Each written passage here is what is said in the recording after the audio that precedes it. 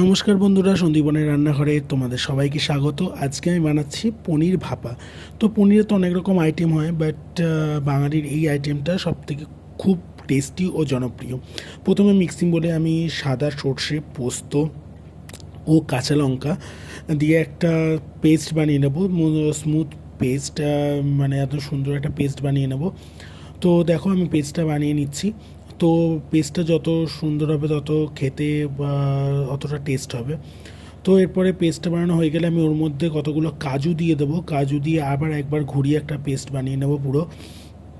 এবার এটি টিফিন বক্সে আমি সেই যে পেস্টটা করেছিলাম সেই পেস্টটা নিয়ে নেব এবং তার মধ্যে দিয়ে দেব পরিমাণ মতন দই, একটু ফ্রেশ ক্রিম, হলুদ, তারপরে হচ্ছে একটু পরিমাণ মতন কাঁচা সর্ষের তেল। কেননা ভাপা এইসব জিনিসে একটু সর্ষের তেল বেশি না হলে না ঠিক জমে না। মানে সর্ষের তেলের একটা সুন্দর গন্ধ, সেটা যেন মানে আলাদা রকম একটা মাত্রা নিয়ে যায়। তো সর্ষের তেল তো দিতেই হবে। আর বাঙালির এই ভাপা বা হোক বা কোনো কিছু হোক, এতে সর্ষের তেল একটা আলাদা রকম একটা মাত্রা এনে দেয়। তো আমি দেখো সব কিছু দিয়ে দিয়েছিলাম, দিয়ে একটা সুন্দর একটা পেস্ট বানিয়ে নিয়েছি আমি। তো ভালো করে আমি ওটাকে ঘেটে এবার তার মধ্যে পনিরগুলোকে দিয়ে দেবো। পনিরগুলোকে দিয়ে আমি ভালো করে মেখে নেবো। পনিরগুলো হাত দিয়েই মাখবো আমি পনিরগুলোকে, যেন পনিরগুলোর মধ্যে ভালো করে মশলাটা ভালো করে মেখে যায়। তো দেখো সুন্দর করে পনিরগুলো আমি টুকরো টুকরো করে নিয়েছি, একটু বড় সাইজের টুকরো করেছি যেন বেশ সুন্দর লাগে খেতে। এবার ভালো করে হাত দিয়ে মেখে আমি টিফিন বক্সে ঢাকনা বন্ধ করে আমি একটা কড়াইয়ের মধ্যে কিছু পরিমাণ জল দিয়ে তার মধ্যে একটা স্ট্যান্ড দিয়ে আমি জলটাকে গরম হতে দিয়েছি। তো আমি সেই জন্য আর দেখো এর ওপরে আমি কতগুলো কাঁচা লঙ্কা দিয়ে দিয়েছি যেন কাঁচা লঙ্কার একটা সুন্দর একটা স্মেল আসবে। তো এরপরে আমি জলটা গরম হয়ে গেলে আমি টিফিন কারিটা আটকে আমি সেই কড়াইয়ের মধ্যে কিছু বসিয়ে দেবো।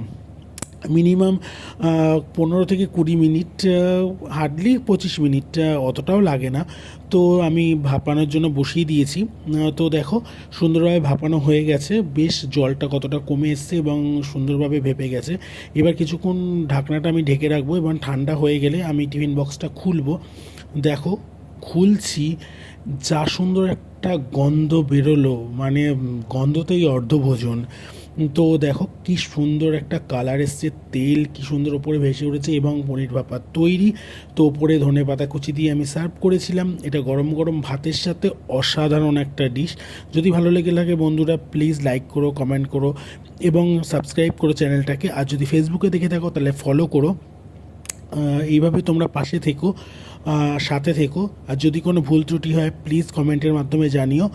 নমস্কার বন্ধুরা, তোমরা সাথে থাকলে আমি আরও নতুন নতুন রান্না দেখাতে পারবো এবং নতুন নতুন ডিশ নিয়ে আসতে পারবো। তো প্লিজ তোমরা এভাবেই আমার সাথে থেকো। নমস্কার বন্ধুরা, ভালো থেকো তোমরা।